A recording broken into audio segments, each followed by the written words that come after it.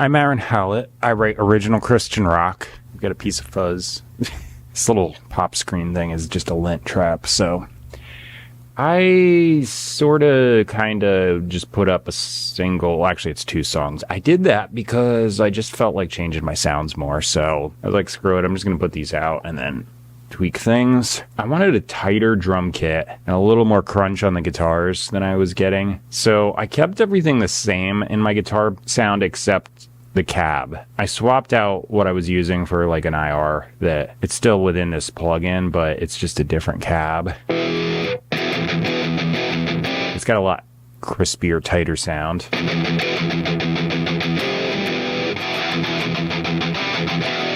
I also ran things into this tape saturation plugin I've got. It's by Audio Assault. I've got other tape saturation plugins, but I just tried this one. Pretty cheap, by the way. I got it like for $5. I think that was like a sale, but still. It's got a bunch of different options. I think it sounds pretty decent, and all the tape saturation is doing is adding harmonics, especially the mid-range of the guitars will just kind of cut through the mix, so it's not so fizzy. Is it working right now? No. I've got low latency mode on, so I think it's bypassing it, because that's what low latency mode does. But when I turn it on, it should help. Ooh, my head's cold. I left my new unit up pretty high yesterday because the air conditioner was just like freezing me out because it's right over my head, and I forgot to set it back down and it was on auto, so I came out here and the heat was blasting because the temperature was under, and I was like, well, that's, so I'm used to it being freezing cold out here. Anyway, till it kind of like normalizes, I'm sitting right under the thing where it's spitting out cold air. Yeah, so crunchy new guitar sound. I swapped the bass sound around. I know I was doing this yesterday while I was doing some stock music, so I was kind of using that to mess around with it. What was that?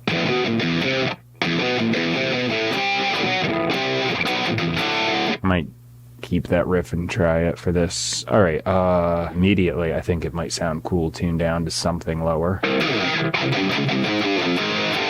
Yeah, I can just keep it down to C. All right, let me tune my guitar because the heating situation is probably throwing it all out of whack. Let me throw my headphones on because I can still hear the strings and it's just not pleasant. All right, that works.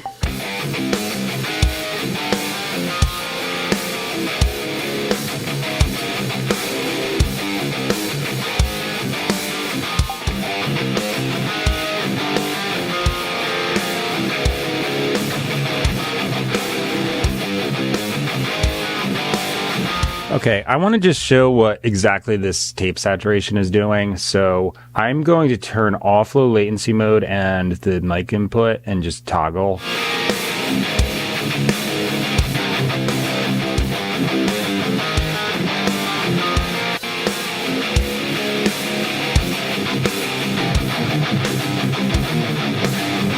Yeah, so you can hear that difference. And the volume isn't even going up.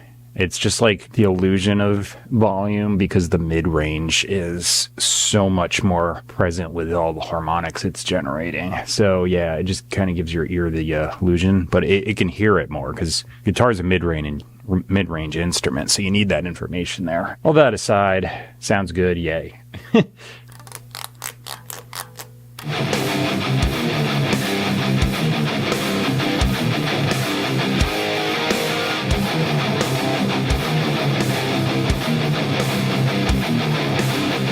That is the lazy way to do overdubs. All right, that distortion is just nasty. I especially love that. All right, so guitar solo. But it once again tuning.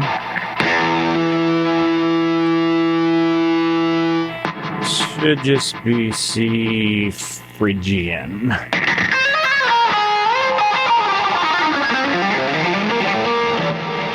And modes work like this. If I am doing a major scale, the major scale, say in this case, is starting on A flat. So C Phrygian is simply A flat major, but starting on that third interval. So it gives you the little half step thing, and it sounds like a minor mode. Actually, minor key is just the 6th interval. So you simply start on that note and go play the major scale all inverted and it sounds cool. That's basically how I approach it. So C Phrygian, I'm basically playing flat major.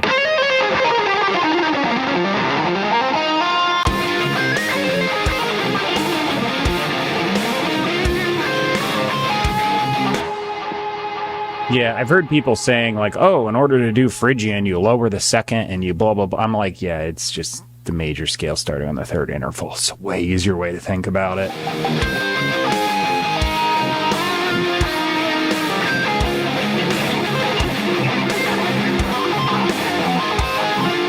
Okay, so moving on to bass guitar.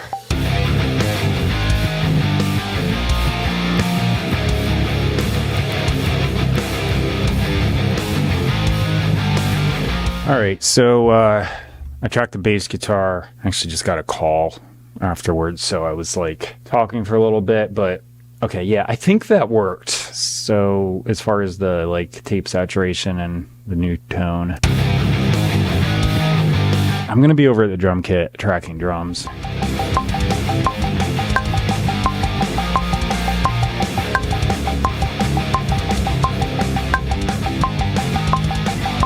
I finished the drums a bit ago, and I've been sitting here messing around with this tape saturation on the bass. I actually think it might sound better without it.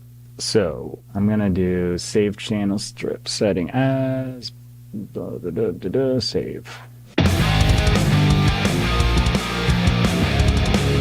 All right, so I was just messing around a little bit more. Yeah, I think it sounds best without that. It sounds fantastic on the guitars, but bass is making a little eh. I like the tighter drum kit, but it's slightly less slappy, I guess, than the other one, which was really on point as far as sounding like it was like belonging to a progressive metal band, but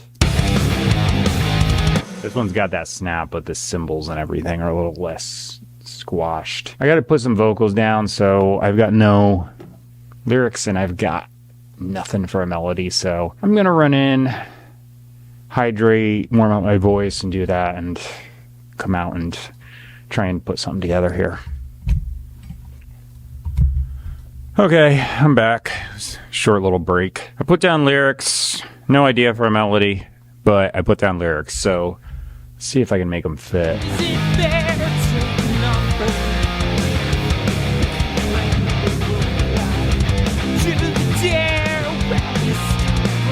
All right, I got that done. I did a couple resets because I was like not sure what to do, but I got it.